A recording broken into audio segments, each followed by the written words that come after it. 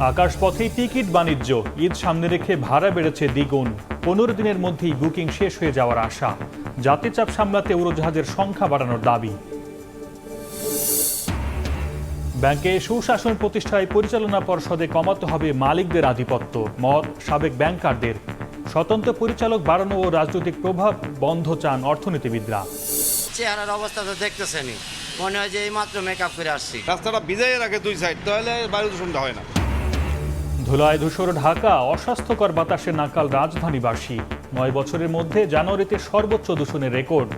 সমন্বয়হীনতাকে দুষছে পরিবেশ অধিদপ্তর।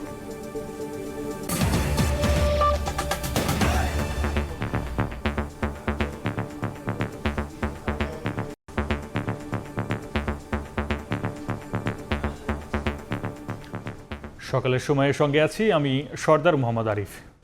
মধ্যরাতে আগুনের পড়লেও রাজধানীর গাবতলী একটি বস্তি। ফায়ার সার্ভিসের 8 ইউনিটের প্রায় 1.5 ঘন্টার চেষ্টায় আগুন নিয়ন্ত্রণে এসেছে। তবে এর আগেই পুড়ে ছাই হয়ে গেছে বেশিরভাগ ঘর। লাল আর লাল আমরা কোন দাদা বাইরে আমাকে গরুই নাই, আমি কি করবো, আমার ছিল গরু, আমি গরুর কাছে আসি আর যাই, ঘরের জিনিসের খবর নিতে পারি না। আমি আমার ঘরের টাকা পয়সা, আমার মায়ের গয়না ঘাটে আমার কিচ্ছু বাই করতে পারি না। চিল্লানি দিছে, আগুন লাগছে বস্তির ভিতরে। ঘুম থেকে বালমারি উঠা পোলা ভাই নিয়ে কোনো রকম বাইরে দিচ্ছে, আর জীবন ঝান্ডা নিয়ে বাসে বাইরেছি শুধু, আর কোনো কিছু বাই করতে পেরেছে। আর যখন ধুমে উঠতেছে আমরা ভাবছি হয়তো কেউ টায়ার মায়ার জ্বালাইছে। পরে যখন কাছাকাছি আসছে তখন দেখছি যে আগুন দাউ দাউ করে জ্বলতেছে।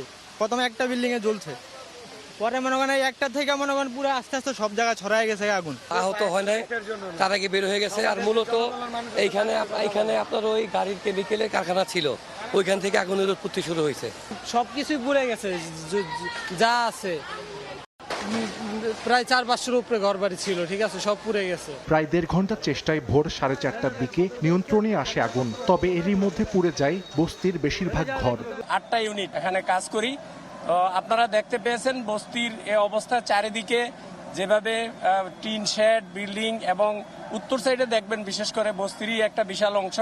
এবং আমাদের লোকজন আসার পর কাজ শুরু করে এবং চারিদিক থেকে আমরা অ্যাটাক করি আগুনকে, যার ফলে আগুনটা ছড়াতে পারে না। আগুন কিন্তু অনেক ছড়াতে পারতো। আপনারা যদি দেখেন উত্তর দিক এবং উত্তর পূর্ব দিক অনেকটা একেবারেই নিয়ারেস্ট সাথে লাগানো একটা চিকন মাত্র গলি, শুধু আমাদের লোক ওয়ালের উপর দিয়ে গিয়েছে ওখানে।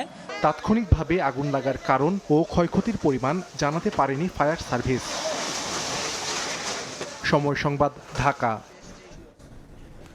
জুলাই অভ্যুত্থানে পরিকল্পিত গণহত্যার পাশাপাশি ব্যাপক হারে মানবাধিকার লঙ্ঘন হয়েছে বলে জানিয়েছেন জাতিসংঘের মানবাধিকার বিষয়ক হাই কমিশনার ফলকার তুর্ক। বলেন, এই গণহত্যার বিচার করতে হবে। বুধবার সুইজারল্যান্ডের জেনেভায় জুলাই আগস্ট অভ্যুত্থান সম্পর্কিত মানবাধিকার লঙ্ঘন ও নির্যাতন নিয়ে জাতিসংঘের প্রতিবেদন উপস্থাপনের সময় এই কথা বলেন তিনি। সংস্কার প্রক্রিয়ায় জাতিসংঘ প্রতিবেদনকে আমলে নেওয়া হবে জানিয়ে আইন উপদেষ্টা ডক্টর আসিফ নজরুল বলেন, বাংলাদেশে আইনের শাসন ও স্বচ্ছতা নিশ্চিতে কাজ করছে অন্তর্বর্তী সরকার। পট পরিবর্তনের পর জুলাই অভ্যুত্থানে মানবাধিকার লঙ্ঘন ও নিপীড়ন সম্পর্কিত বিষয়ে অনুসন্ধান শুরু করে জাতিসংঘ। প্রাপ্ত ফলাফল এবং সুপারিশের ভিত্তিতে চলতি বছরের 12 ফেব্রুয়ারি তদন্ত প্রতিবেদন প্রকাশ করে সংস্থাটি। এবার সদস্য দেশগুলোর সামনে বিস্তারিত প্রতিবেদন উপস্থাপন করলেন জাতিসংঘের মানবাধিকার বিষয়ক হাই কমিশনার। বুধবার জেনেভায় মানবাধিকার লঙ্ঘন ও নিপীড়ন সম্পর্কিত প্রতিবেদনটি উপস্থাপন করেন হাই কমিশনার ফলকার তুর্ক। এতে অংশ নেন অন্তর্বর্তী সরকারের আইন উপদেষ্টা ডক্টর আসিফ নজরুল এবং নাগরিক সমাজের প্রতিনিধিরা। এ সময় জুলাই আগস্ট অভ্যুত্থানে ঘটে যাওয়া নৃশংসতার বর্ণনা তুলে ধরেন তিনি। বলেন, জুলাইয়ে পরিকল্পিত গণহত্যার পাশাপাশি মানবাধিকারের ব্যাপক লঙ্ঘন হয়েছে। Directed against protesters and their supporters. They were subjected or threatened with gender-based violence by security forces and by these violent supporters.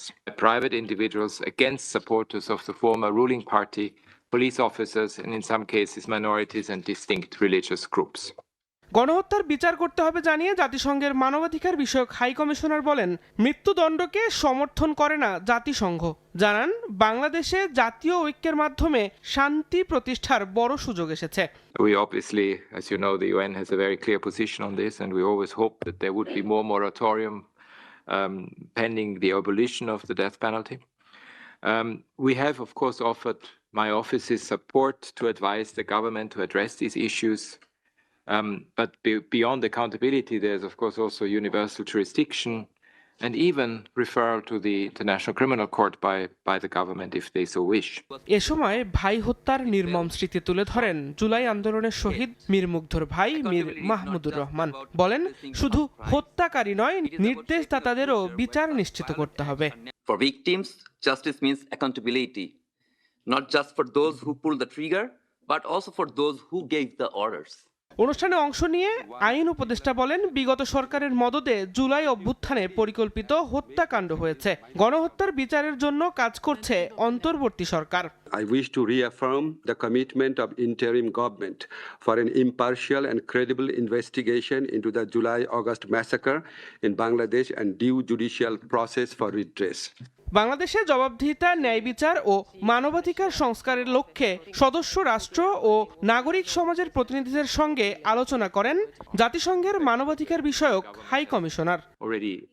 দিন মোহাম্মদ সাব্বির, সময় সংবাদ। ঈদকে কেন্দ্র করে চাপ বেড়েছে আকাশপথের টিকিটে।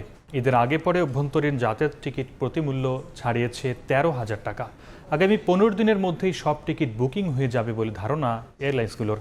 উড়োজাহাজের সংখ্যা না বাড়ালে যাত্রী চাপ আরও প্রকট হবে সংখ্যা সংশ্লিষ্টদের। কাজল আব্দুল্লাহ রিপোর্ট।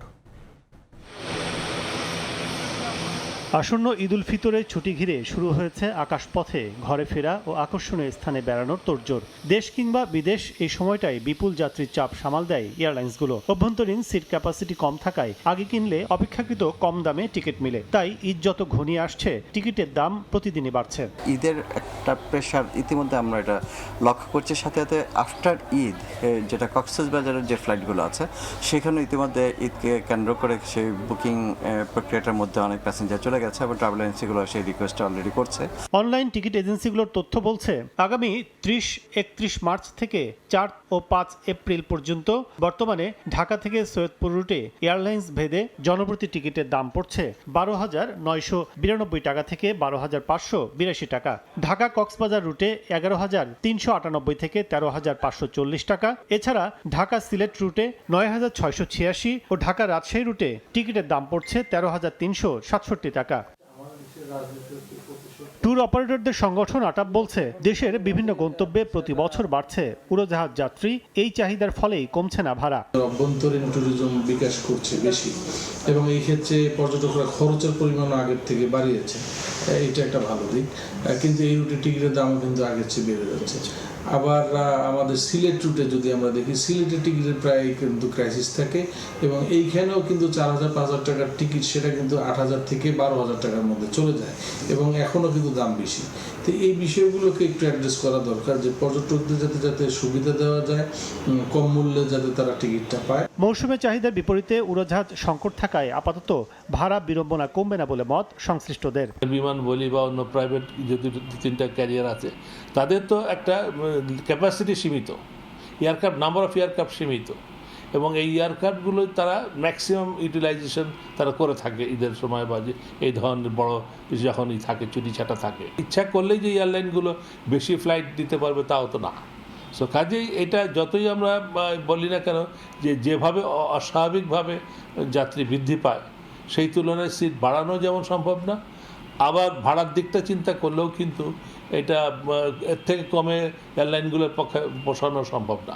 দেশের অভ্যন্তরে যাত্রী পরিবহন করে 4টি এয়ারলাইন্স। এর মধ্যে 2টি সেবা দেয় আন্তর্জাতিক বিভিন্ন রুটেও। বিদেশ ফ্লাইটের চাপ থাকায় অভ্যন্তরে অনিয়মিত ফ্লাইট বাড়ানোর খুব বেশি সুযোগ নেই বলে জানিয়েছে সংস্থাগুলো। কাজল আব্দুল্লাহ, সময় সংবাদ, ঢাকা। ব্যাংকে সুশাসন প্রতিষ্ঠায় মালিকদের পরিচালনা পর্ষদে প্রবেশ সংকুচিত করার পক্ষে মত সাবেক ব্যাংকারদের। তাদের দাবি, বাড়াতে হবে স্বতন্ত্র পরিচালকদের সংখ্যা। তবে রাজনৈতিক প্রভাব বন্ধ করতে না পারলে ফিরবে না সুশাসন। এমন মন্তব্য করে অর্থনীতিবিদরা বলছেন, দুর্বল ব্যাংকগুলোর সংকট কাটাতে নতুন বিনিয়োগকারী খুঁজতে হবে। সাইফুল ইসলামের রিপোর্ট। হাসিনা আমলে ব্যাংক খাতে যে লুটপাট হয়েছে তা দিয়ে অন্তত 24টি পদ্মা সেতু ও 14টি মেট্রো রেল নির্মাণ সম্ভব ছিল। অন্তর্বর্তী সরকারের উদ্যোগে করা শ্বেতপত্র কমিটির প্রতিবেদনে উঠে এসেছে এই তথ্য। সীমাহীন এসব অনিয়মের পিছনে ছিল রাজনৈতিক প্রভাব খাটিয়ে ব্যাংকের অনুমোদন ও মালিকানা নেয়া। তাই মাত্র 2% শেয়ার ধারণ করে ব্যাংকের পরিচালনা পর্ষদে প্রবেশের সুযোগ কমানোর পরামর্শ দিচ্ছেন খাত সংশ্লিষ্টরা। দাবি জানিয়েছেন স্বতন্ত্র পরিচালক বাড়ানোর। ব্যাংকের পোর্টগুলোকে ঢেলে সাজাতে হবে। যারা শেয়ার কিনেছেন, পর্যাপ্ত শেয়ারের মালিক, তারা বছরের শেষে তারা ডিভিডেন্ড নেবেন, কিন্তু ব্যাংকের পরিচালনার মধ্যে তারা আপনার গিয়ে খবরদারি করতে হবে, তাদের নিয়ন্ত্রণে ব্যাংকিং নিতে হবে। এটা কোনো কথার কথা না। এই যে 2%, 3%, 1% এটা একটা কালাকানো 2011 সালে যেটা করে, এটা অবিলম্বে বাতিল হওয়া দরকার। ব্যাংকে পরিচালনা পর্ষদ সদস্য হতে পারে সর্বোচ্চ 20 জন। এর মধ্যে স্বতন্ত্র পরিচালক থাকবেন 3 জন।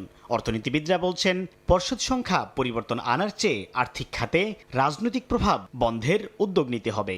ব্যাংকিং সেক্টরের যে সুশাসন সেটাকে নিশ্চিত করতে হবে। যদি সরকারি বা রাজনীতির লেজুর ভিত্তিতে কেউ সুবিধা নিতে চান, আমরা যত ভালো আইনি করি সেটা থাকবে না। কাজেই আমার কাছে মনে হয় যে একদম উপর থেকে শক্ত সুশাসন ব্যবস্থা আনতে হবে। নতুন গভর্নর দায়িত্ব নেয়ার পর এসআলমের নিয়ন্ত্রণে থাকা 8টি সহ 1 ডজন ব্যাংকের পরিচালনা পর্ষদে পরিবর্তন এনেছেন। দুর্বল এসব ব্যাংকের পুঁজি বাড়ানোর দিকে নজর দেওয়ার পরামর্শ অর্থনীতিবিদদের। এত দূর তারা অনাদায়ী ঋণ দিয়েছে যে তাদের পুঁজির ঘাটতি হয়ে গেছে।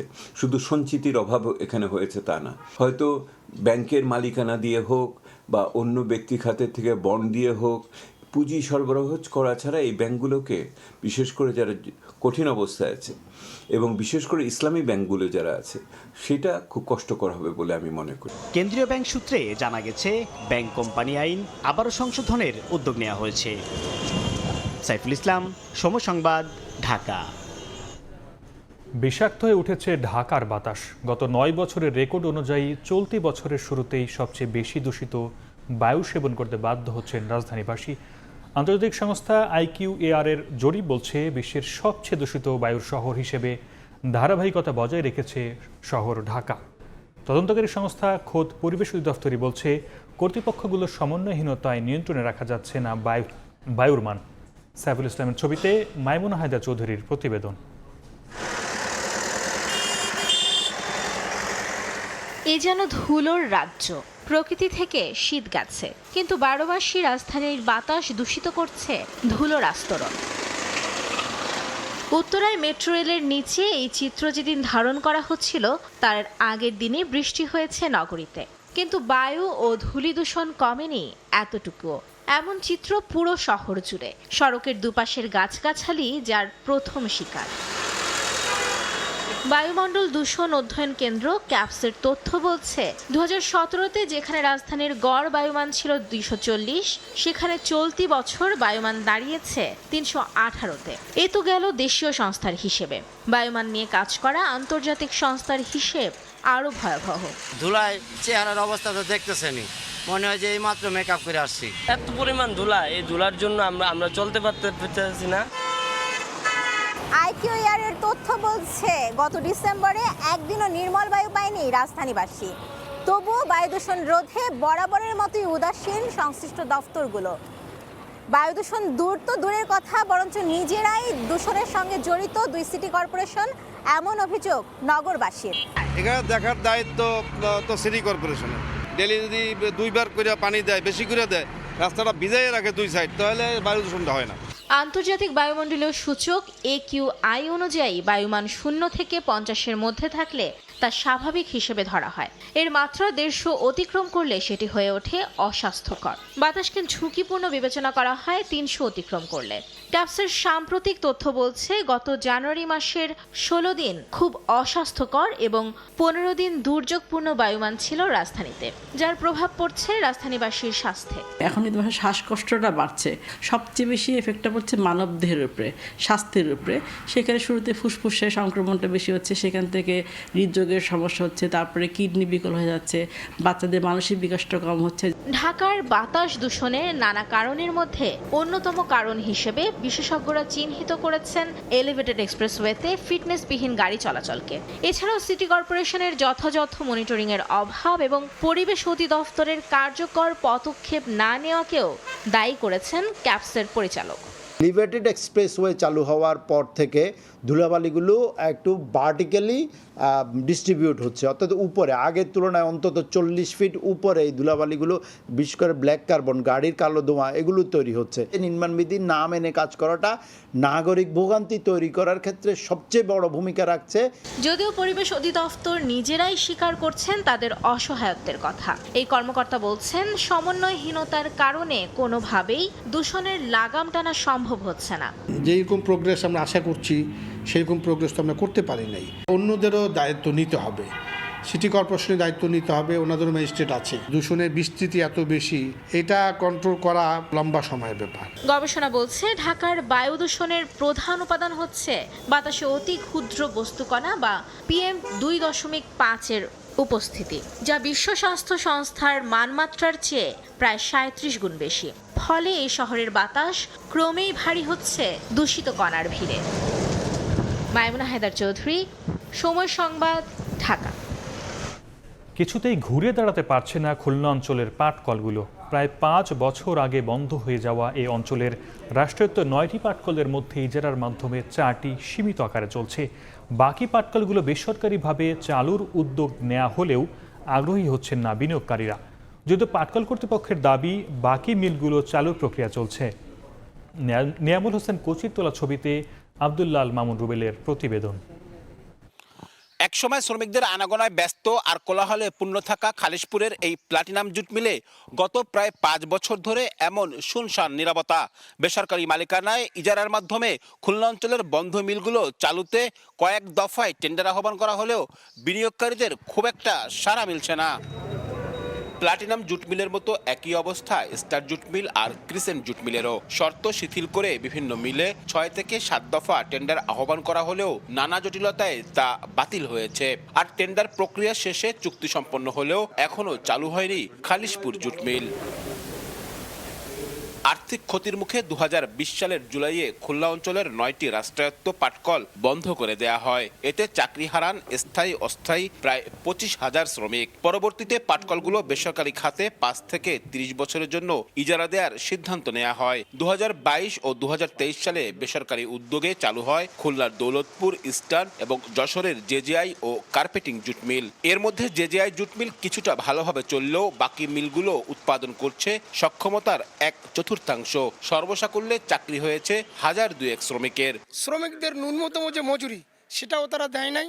লিজে যে মিল চালু হয়েছে তাতে এই শ্রমিকদের কোনো লাভ হয় নাই। গভর্নমেন্টের কাছে সুনির্দিষ্টভাবে আহ্বান জানাই যে রাষ্ট্রায়ত্ত পাটকলগুলো রাষ্ট্রীয়ভাবে চালু করানো। সরকারি যেভাবে যে তারা নিয়ম নীতিতে শ্রমিকরা বেতন পাচ্ছে, বোনাস পাচ্ছে, গ্র্যাচুইটি পাচ্ছে, প্রাইভেট সেক্টর সেটা পায় না। এই যে শোষণটাকে, এই বৈষম্যটাকে দূর করতে গেলে কিন্তু পাটকল সরকারিভাবে চালু করা দরকার। আর বেসরকারি উদ্যোগে চালু করা নতুন মালিক পক্ষের দাবি পর্যায়ক্রমে পূর্ণ সক্ষমতায় চালু হবে মিল। 35টা তাঁত চলছে, অর্থাৎ আমরা গ্র্যাজুয়ালি চালাই যাচ্ছি, আমরা আরও সংখ্যা বাড়াবো এবং ইনশাল্লাহ এটা লাভের মুখ দেখবো ইনশাল্লাহ। যদিও বিজেএমসি বলছে টেন্ডার আহ্বান সহ পর্যায়ক্রমে বেসরকারিভাবে চালু হবে সবগুলো মিল। পর্যায়ক্রমে হবে হয়তো, আর এই মিলগুলো একটু বড় মিল তো, বিভিন্ন বড় ধরনের হয়তো উদ্যোক্তার হয়তো অভাব আছে। বেসরকারি উদ্যোগে চালু হওয়া 4টি মিলের মধ্যে জেজেআই মিলে প্রতিদিন 60 মেট্রিক টন পাট পণ্য উৎপাদন হয়। বাকি 3টি মিলে প্রতিদিন মোট উৎপাদন হয় 12 মেট্রিক টনের মতো।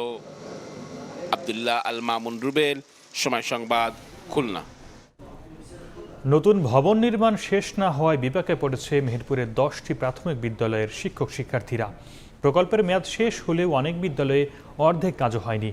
এদিকে জরাজীর্ণ ভবনে গাদাগাদি করে ঝুঁকি নিয়ে ক্লাস করতে হচ্ছে কোমল মৃতদের। এতে ব্যাহত হচ্ছে পাঠদান কার্যক্রম। তবে আগামী জুনের মধ্যে সব কাজ শেষ করার আশ্বাস এলজিইডির। বেনিয়ামিনের রিপোর্ট।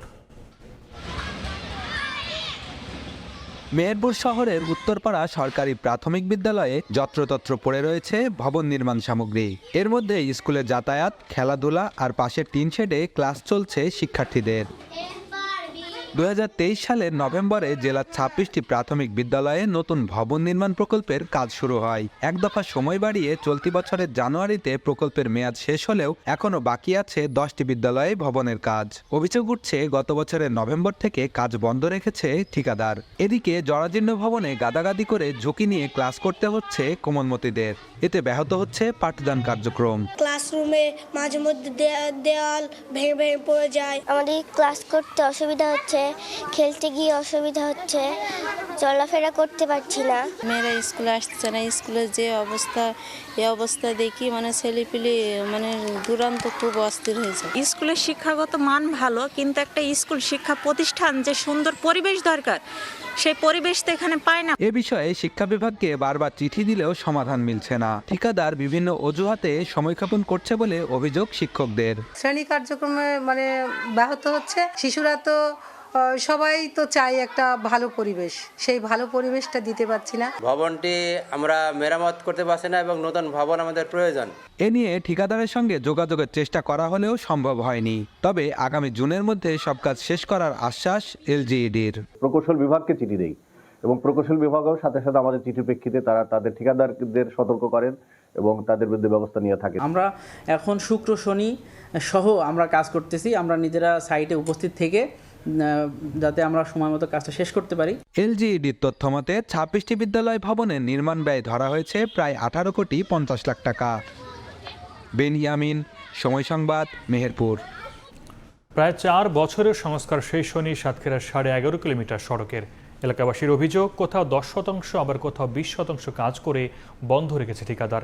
এতে চরম ভোগান্তি পোহাতে হচ্ছে তাদের। নতুন প্রকল্প প্রণয়ন করে সড়কটির সংস্কার কাজ শেষ করার আশ্বাস এলজিইডির। মমতাজ আহমেদ বাপির পাঠানো তথ্য ও ছবি নিয়ে রিপোর্ট। কোথাও উঠে গেছে কার্পেটিং, কোথাও সৃষ্টি হয়েছে খানাখন্দ। ঝুঁকি নিয়ে হেলে দুলে চলাচল করছে হালকা পরিবহন।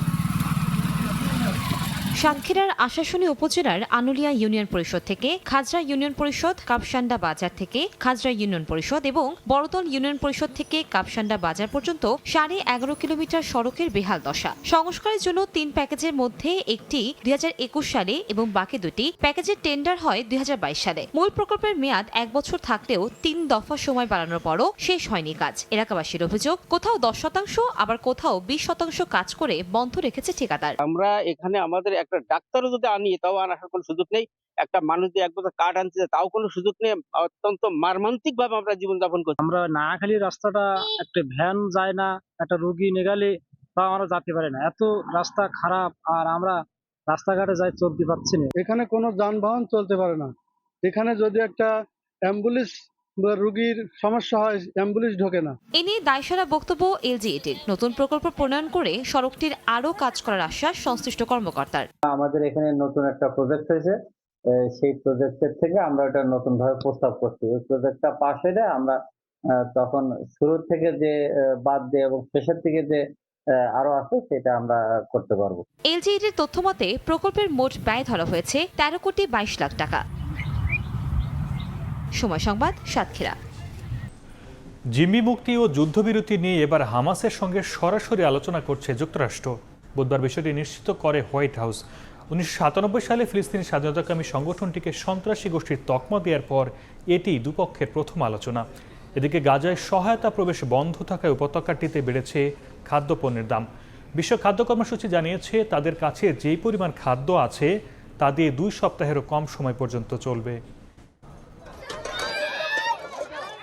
গাজায় ইসরায়েল খাদ্য সহায়তা প্রবেশ বন্ধ করে দেওয়ায় সেখানে তীব্র খাদ্যের সংকট দেখা দিয়েছে। মূল্য বেড়েছে খাদ্যপণ্যের। এতে চরম বিপাকে পড়েছেন যুদ্ধ বিধ্বস্ত উপত্যকার বাসিন্দারা। গাজায় কমপক্ষে 80টি কমিউনিটি সংগঠন খাদ্য সরবরাহ করে থাকে। এমন পরিস্থিতি অব্যাহত থাকলে তাদের পক্ষে বাসিন্দাদের খাবার দেয়া অসম্ভব হয়ে পড়বে। বিশ্ব খাদ্য কর্মসূচি বা WFP জানিয়েছে তাদের কাছে যে পরিমাণ খাদ্য আছে তা দিয়ে 2 সপ্তাহেরও কম সময় পর্যন্ত চলবে।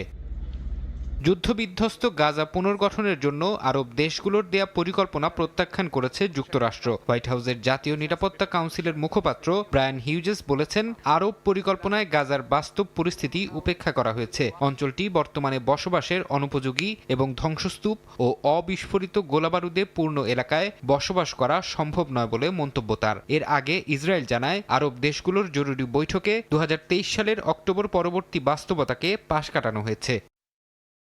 এমন পরিস্থিতিতে ফিলিস্তিনের স্বাধীনতাকামী সংগঠন হামাসের সঙ্গে সরাসরি আলোচনা চালাচ্ছে যুক্তরাষ্ট্র। বুধবার এক সংবাদ সম্মেলনে হোয়াইট হাউসের প্রেস সচিব ক্যারোলিন লেভিট বিষয়টি নিশ্চিত করেন, যদিও এ বিষয়ে বিস্তারিত কিছু জানাননি তিনি। বিভিন্ন গণমাধ্যম বলছে, এই আলোচনার লক্ষ্য হল হামাসের কাছে বন্দী থাকা জিম্মিদের মুক্ত করা। এছাড়া সংগঠনটির সঙ্গে দীর্ঘ যুদ্ধবিরতি ইস্যুতেও আলোচনা হয়ে থাকতে পারে বলে ধারণা করা হচ্ছে। 1997 সালে ফিলিস্তিনি স্বাধীনতাকামী সংগঠনটিকে সন্ত্রাসী গোষ্ঠীর তকমা দিয়েছিল মার্কিন প্রশাসন। ফারহাদ চৌধুরী, সময় সংবাদ। কানাডার ক্ষমতায় টিকে থাকতে মার্কিন শুল্ক আরোপকে ঢাল হিসেবে ব্যবহার করছেন জাস্টিন ট্রুডো, এমন দাবি করেছেন যুক্তরাষ্ট্রের প্রেসিডেন্ট ডোনাল্ড ট্রাম্প। বুধবার দুই নেতার ফোন আলাপের পর সামাজিক মাধ্যমে দেয়া পোস্টে একথা বলেন ট্রাম্প। এর আগে ট্রাম্পের শুল্ক আরোপের বিরুদ্ধে বিশ্ব বাণিজ্য সংস্থা WTO-তে অভিযোগ জানায় কানাডা। এদিকে চীন বলছে, মাদক সমস্যার সমাধান করতে চাইলে যুক্তরাষ্ট্রের উচিত চীনের সঙ্গে পরামর্শ করা। ডোনাল্ড ট্রাম্পের দেয়া 1 মাসের চূড়ান্ত সময়সীমার মধ্যেও গ্রহণযোগ্য সমাধান বের করতে না পারার খেসারত দিল মেক্সিকো ও কানাডা। গেল মঙ্গলবার থেকেই দেশ দুটির পণ্যের ওপর 25% শুল্ক আরোপ করার ঘোষণা দিয়েছেন মার্কিন প্রেসিডেন্ট। জবাবে কানাডাও পাল্টা শুল্ক আরোপ করে। এবার এই ইস্যুতে ট্রাম্পের সঙ্গে দীর্ঘ ফোনালাপ করেছেন কানাডার প্রধানমন্ত্রী জাস্টিন ট্রুডো।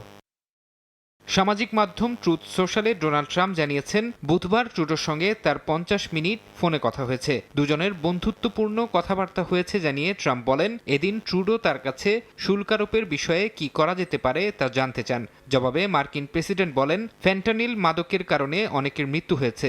এই মাদক কানাডা ও মেক্সিকো সীমান্ত হয়ে যুক্তরাষ্ট্রে প্রবেশ করে, তবে এখনও নিষিদ্ধ এই মাদক প্রবেশ বন্ধে প্রয়োজনীয় ব্যবস্থা নেওয়া হয়নি। সামাজিক মাধ্যমে দেয়া পোস্টে কানাডার প্রধানমন্ত্রীকে গভর্নর সম্বোধন করে ট্রাম্প বলেন, ফোনালাপে তিনি ট্রুডোর কাছে দেশটির পরবর্তী নির্বাচন কবে হতে পারে তা জানতে চান, তবে এর কোনো সদুত্তর দিতে পারেননি ট্রুডো। কানাডার প্রধানমন্ত্রী মার্কিন শুল্কারোপের বিষয়টিকে ক্ষমতায় টিকে থাকার হাতিয়ার হিসেবে ব্যবহার করছেন বলেও দাবি করেন ট্রাম্প। যুক্তরাষ্ট্রের নতুন শুল্ক নীতিকে অযৌক্তিক আখ্যা দিয়ে বিশ্ব বাণিজ্য সংস্থা WTO-তে আনুষ্ঠানিকভাবে অভিযোগ জানিয়েছে কানাডা। রয়টার্স এক প্রতিবেদনে জানায়, জেনেভায় সংস্থাটিতে নিযুক্ত কানাডার রাষ্ট্রদূত নাদিয়া থিওডোর বুধবার এক বিবৃতিতে এই অভিযোগের বিষয়টি নিশ্চিত করেন। WTO-র নিয়ম অনুযায়ী আগামী 60 দিনের মধ্যে দুই পক্ষের মধ্যে চলমান সমস্যার সমাধান না হলে কানাডা আনুষ্ঠানিকভাবে বিচারিক প্যানেল গঠনের আবেদন করতে পারবে। কানাডার পথেই হেঁটেছে চীনও। বিভিন্ন গণমাধ্যমের খবর, এরই মধ্যে বিশ্ব বাণিজ্য সংস্থায় যুক্তরাষ্ট্রের বিরুদ্ধে আনুষ্ঠানিক অভিযোগ জানিয়েছে বেইজিং। বুধবার এক সংবাদ সম্মেলনে চীনা পররাষ্ট্র মন্ত্রণালয়ের মুখপাত্র লি জিয়ান বলেন, যুক্তরাষ্ট্র যদি সত্যিই মাদক সমস্যা সমাধান করতে চায়, তাহলে সমতা, পারস্পরিক সম্মান ও সুবিধার ভিত্তিতে চীনের সঙ্গে পরামর্শ করাই হবে সঠিক পদক্ষেপ। তবে যুক্তরাষ্ট্র যদি চীনের স্বার্থ ক্ষতি করার চেষ্টা করে, তবে বেইজিংও শেষ পর্যন্ত লড়তে বাধ্য থাকবে বলে হুঁশিয়ার করেন লি। এদিকে মার্কিন শুল্কারোপের প্রভাব মোকাবেলায় বাণিজ্য বাড়াতে বিকল্প পথে হাঁটছে মেক্সিকো। দেশটির প্রেসিডেন্ট বুধবার এক সংবাদ সম্মেলনে বলেন, প্রয়োজনে নতুন বাণিজ্য অংশীদার খুঁজবে তার দেশ। ফারহাদ চৌধুরী, সময় সংবাদ। সকালের সময়ের শীর্ষ সংবাদগুলো জানিয়ে দিচ্ছি আরেকবার। আকাশপথে টিকিট বাণিজ্য, ঈদ সামনে রেখে ভাড়া বাড়ছে দ্বিগুণ। 15 দিনের মধ্যেই বুকিং শেষ হয়ে যাওয়ার আশা। যাত্রী চাপ সামলাতে উড়োজাহাজের সংখ্যা বাড়ানোর দাবি।